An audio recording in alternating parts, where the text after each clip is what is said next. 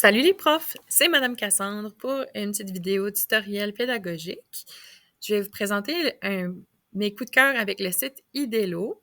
Donc, c'est un site qui est gratuit pour les enseignants. On peut même inscrire nos classes pour certaines des activités pédagogiques. Puis, j'aime beaucoup les contenus vidéo sur ce site. Moi, je l'utilise dans mon cours de musique. Puis, tu peux te connecter avec ton compte NBAD ou des comptes éducatifs canadiens. Ça doit fonctionner avec d'autres pays aussi, mais je sais que ça a été fait par la télévision francophone ontarienne, fait que c'est vraiment axé sur les programmes d'études canadiens.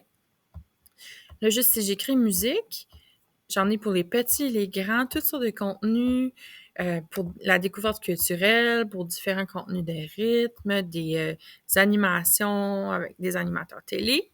Moi, j'aime beaucoup la série Balade pour le secondaire.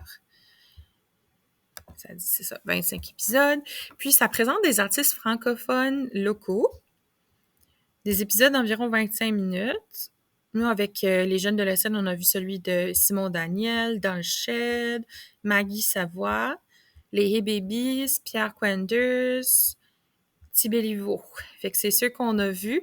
Puis je trouve que ça permet vraiment comme d'humaniser les artistes, puis d'en apprendre plus et en même temps de faire de l'appréciation avec des pièces qu'ils ont, mais vraiment d'apprendre à les connaître. Fait que ça peut être vraiment cool aussi pour les cours de français dans le module de chronique culturelle.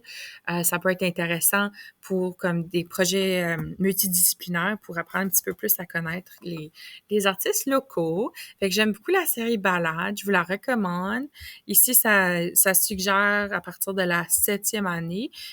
Si jamais il y a du contenu qui est un petit peu moins approprié pour les plus jeunes, il y a un avertissement, comme s'il y a du langage qui est plus pour le secondaire.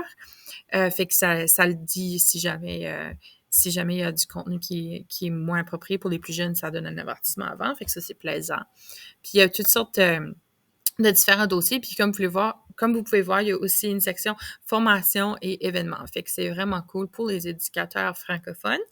Puis, on a toutes sortes de dossiers. Fait que si vous voulez travailler en technologie, si vous voulez travailler en inclusion sociale, construction identitaire, les sciences, il y a énormément de contenu.